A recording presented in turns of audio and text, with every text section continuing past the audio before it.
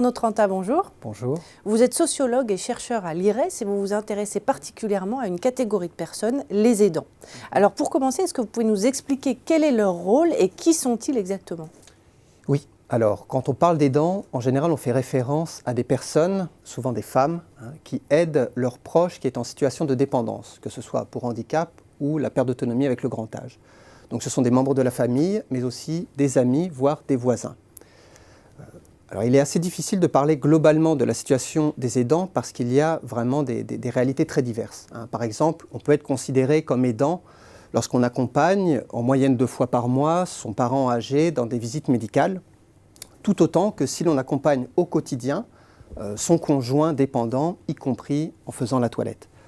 Donc on peut arriver comme ça à des estimations de 8, 10, 11 millions d'aidants en France, mais ces chiffres ne sont pas si pertinents parce que vraiment ils regroupent des réalités trop diverses. Ce qui préoccupe plus les chercheurs et les acteurs publics, c'est la seconde catégorie que j'évoquais, c'est-à-dire des acteurs très impliqués et souvent au quotidien dans l'aide de leurs proches. Avec des collègues du CNAM, du CNRS et avec le soutien de la CNSA, on a mené notamment une enquête en profondeur où on relevait justement dans ces cas-là des situations de forte tension, voire de souffrance physique, psychologique, mais aussi une souffrance qui est liée à un manque de reconnaissance de leur travail. Alors comment expliquer un tel manque de reconnaissance? Alors c'est assez paradoxal parce qu'effectivement ils jouent un rôle de plus en plus important dans la prise en charge de la dépendance et en même temps ils sont peu reconnus. Donc derrière tout paradoxe, il y a un problème complexe, sans l'aborder dans sa totalité, juste 3 points. Le premier, c'est que déjà les personnes dépendantes sont assez peu visibles dans l'espace public. Donc les aidants réalisent également, au sens propre du terme, un travail invisible car souvent confiné dans l'espace domestique, dans le domicile. Deuxième point, c'est que ce mot d'aidant est encore assez peu répandu. Il ne fait pas sens pour ces personnes. Ces personnes s'engagent dans l'aide de leur enfant, auprès de leur conjoint, de leurs parents, d'un ami, parce qu'ils ont des liens affectifs, des attachements liés à une histoire. Donc ils sont sur un registre de l'amour, vocationnel, un prisme qui est plutôt celui d'une singularité qui n'aide pas à des formes de revendication en termes de droits et de reconnaissance. Alors il existe tout de même des associations qui sont mobilisées, qui font remonter ces revendications avec des relais dans l'espace politique et aussi dans les organisations syndicales.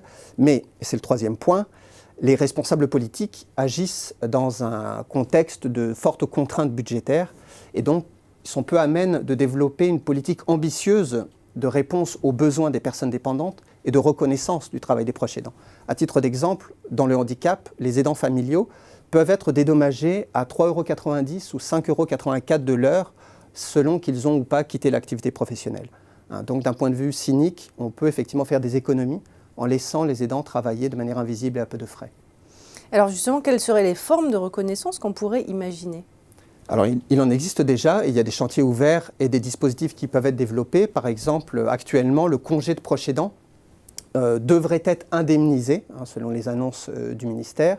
C'est actuellement un congé qui permet à des personnes salariées comme vous et moi de pouvoir concilier l'activité d'aide et l'activité professionnelle. Jusqu'à présent, il n'était pas indemnisé, personne n'en avait recours. Voilà, son indemnisation va dans le bon sens. Il y a également des questions autour de la couverture médicale, au cours du droit à la retraite pour ces personnes, et encore une fois, je répète, souvent des femmes qui sortent du marché du travail pour s'occuper de leurs proches.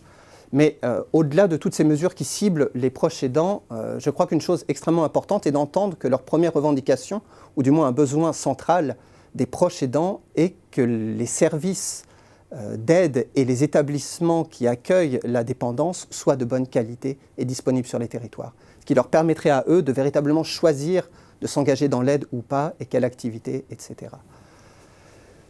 Alors tout cela fait beaucoup, mais le défi de la prise en charge de la dépendance est immense, et on ne pourra pas y répondre simplement avec un point de vue gestionnaire des comptes publics et de la solidarité. Merci Arnaud Trenta pour cet éclairage. Merci.